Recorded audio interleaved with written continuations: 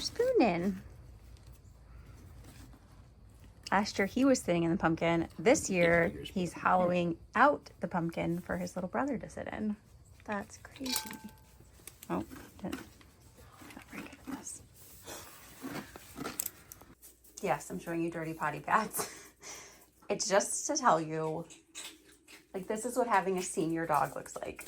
This is what committing to your pets looks like. This is in the laundry room and it's filthy. And every single day, this whole room pretty much is kind of filthy. I have to mop it, sweep it, because I have Pippin, who has been with me a very long time, longer than any of the other pets. And yeah, he is getting super old. So he is expensive because he has medication. I have to keep potty pads in multiple rooms. They don't say like young and easy forever, but you do this because they've earned it. They deserve it. They've put up with you for, well, how long have you been with me, buddy? 15? I don't know. I did the math the other day. I think he's around 15. Oh my goodness. You get your beds filthy and you tear them to shreds and I have to buy you new beds every 2 months.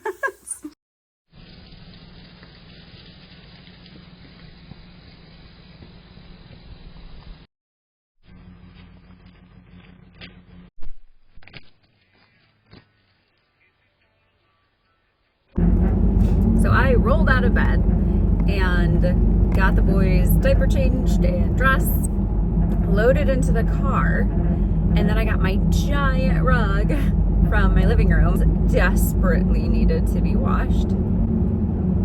And of all my washable rugs, I love washable rugs. I don't buy the name brand one. I get just some like cheap knockoffs basically on Amazon. And you know what? We're a high traffic household. We have a lot of animals. Now we have kids.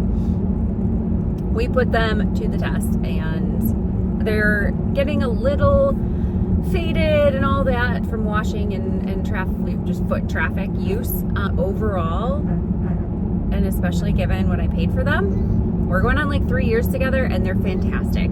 Anyways, the biggest one that I have is massive in the living room and it does not fit in my washing machine. It doesn't even fit in my mom's, like the biggest residential style washing machine you can get. It doesn't even fit in hers.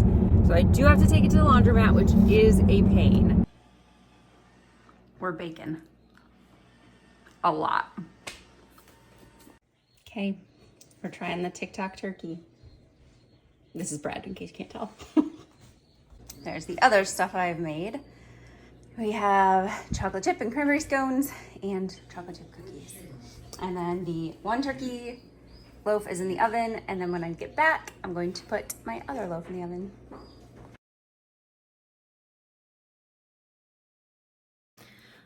I am dealing with this like absolutely horrible pain in my neck and shoulder.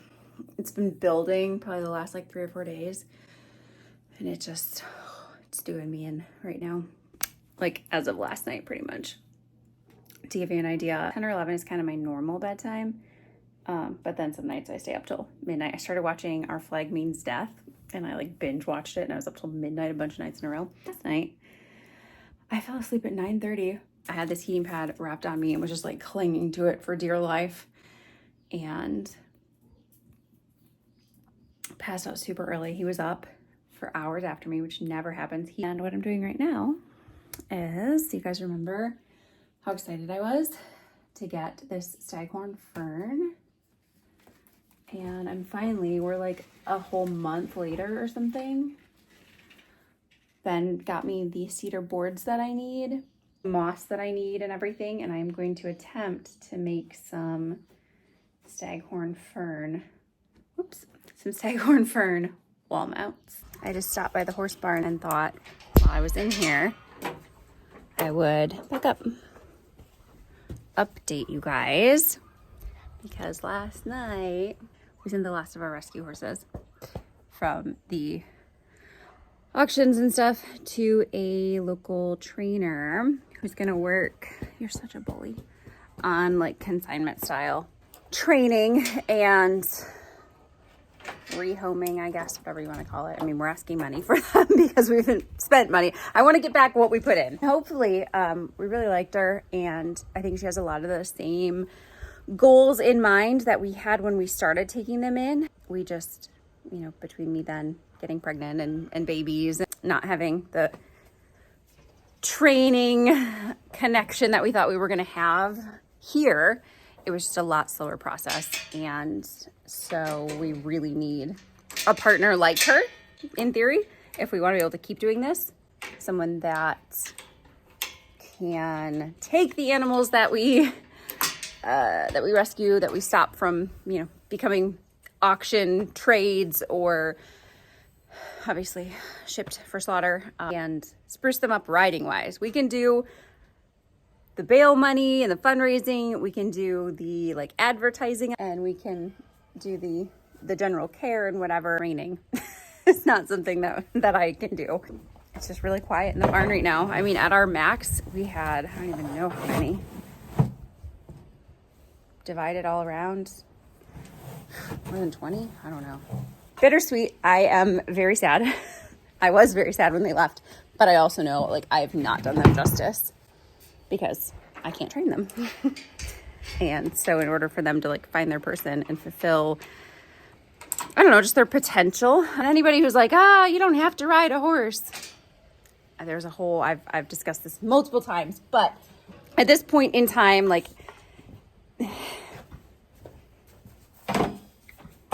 it would be wonderful if we could all just afford to have horses as just pets, ornaments. The horses are extremely, extremely expensive to maintain. And 90% of people in the horse industry are not going to spend that kind of money for 30 years of owning an animal unless there's something more than just the love and reciprocation, whatever that they get. That's the truth. If you want to ensure that a horse is going to be well taken care of for the duration of its life, most people are going to need that horse to be able to perform a task. And done correctly, horse riding, driving horses, riding horses, if you're doing it correctly, it's something that a lot of horses actually enjoy. You know, they like having a job. They like using their brains. They like going places. They like having a person. Just all stuff to keep in mind for anyone who doesn't know. Hey, I just said you guys were all friends. Now you're all kicking. Quit it. There's plenty of alfalfa now. That was just the update. Very chaotic update while I fed them. The rescue horse era. This is like the last chapter for that first round. Goes well if they all find homes, if we continue to kind of like the relationship that I'm developing with her, then hopefully we'll be able to kind of reopen that whole book that I've really just like put back on the shelf for a while now because I just knew that I couldn't do it the way that I wanted to. So see, I really hope so. What's he saying? Just good morning, brother. Good morning. Oh, so nice. Yeah. Who wants breakfast? Gentle. Good job. Oh. Yeah, almost. Well, good job. Good thing he's not actually hungry. Yeah. You're so nice. Good job. Give up? I just got this. It's the Baby Brezza Wi-Fi model, an automatic bottle maker, essentially, curing for bottles. And I read some reviews that were not fantastic. We're gonna give it a try. Basically just that the portion control isn't always the most accurate, I guess, but most people who have it seem to love it. And if we're being honest, like when you account for human error, I mean, my scoops for the formula powder, they're all over the place. There's no super great consistencies. Sorry, I'm trying to get all these cords out. My breast milk stash in the freezer is gone. I worked so hard. I used it the way I hoped to, the best way I ever could, which was on our adopted son. And I'm just really thankful that I even had the ability to give him breast milk of mine for the first several months. It is actually latching a little bit now and then. So he is still getting some, and that includes all the natural antibodies and everything. So I love that. Formula is just fine too. Whatever works, because we are doing bottles and a lot of bottles. Invested in this thing.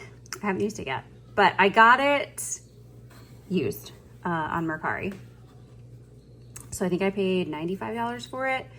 New, I want to say it's $300. It's connected. It's made some like test run bottles perfectly. I cleaned it all up, although it was already really clean. It was barely used. I'm pretty happy with the deal I got on it. Now it's just seeing if it really makes it that much easier, because it's not like mixing a bottle is super complicated or rocket science or anything else, but I loved that I could do it from my phone. That's the big reason that I was sold. If it didn't have that feature, I think I would just say I'm being lazy. Just stir it. But yeah, being able to make a bottle from anywhere. Like the other day when Ben was here with him by himself and he needed another bottle, I didn't leave enough milk, I could have just from my phone, boop, started a bottle up. Love that. So middle of the night, that's the other big selling point for me. I'm so excited. So excited, in fact, that this was delivered last night at about 10:30 p.m. because our FedEx lady is amazing. This is a whole different story. She's an amazing woman, and she takes care of a bunch of different stray dogs that are along her delivery route and gives them treats and stuff. And so she always ends up working crazy late. So I don't even care that she comes late. I knew this is what she was bringing, so I was so excited to get this. Got out of bed. It was freezing cold last night. Put on my bathrobe, ran outside in the dark to get this from our gate. So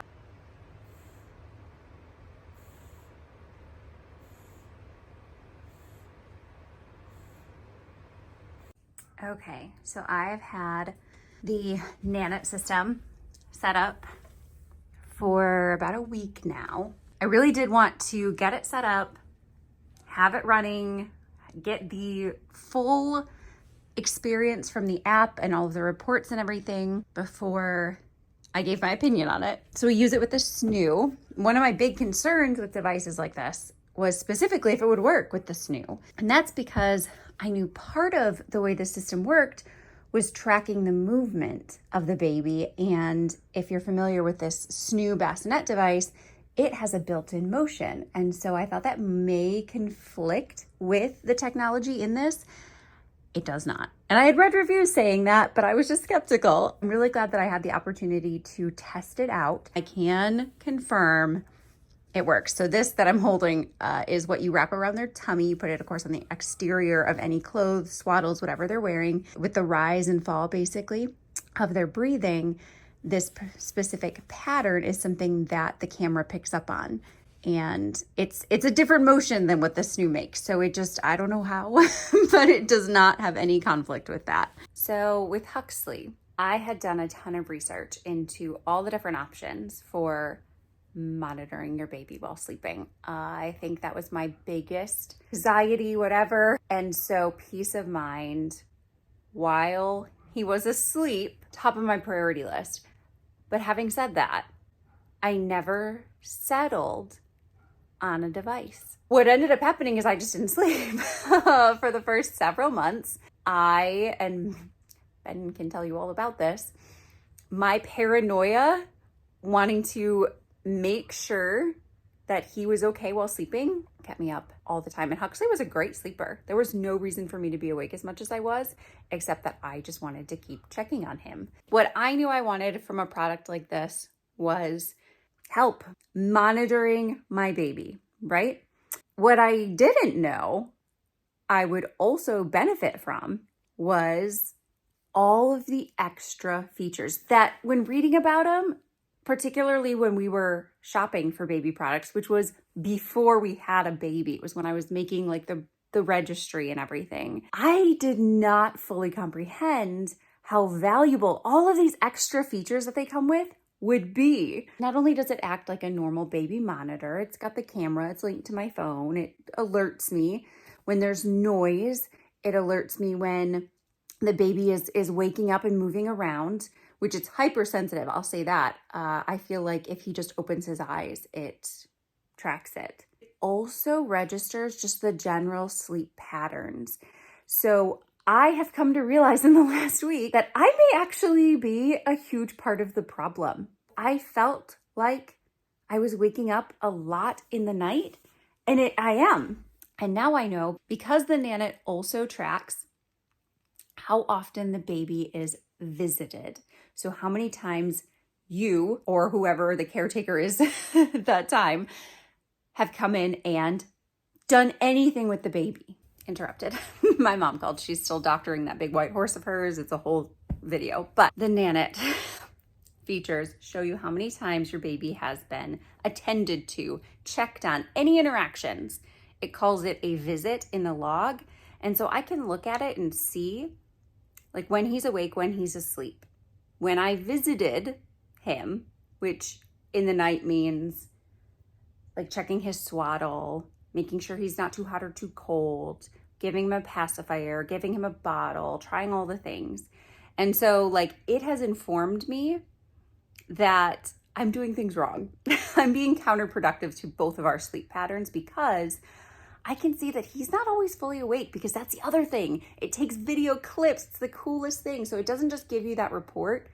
It lets you watch the actual segment. So I may be half asleep, and in the morning when I'm reviewing it, I can see just how awake Everett really was, and if he really needed me or not, or if by my like waking up and intervening, I've just totally ruined both of our sleep patterns. So it's been super informative and educational, and it gives you all kinds of tips.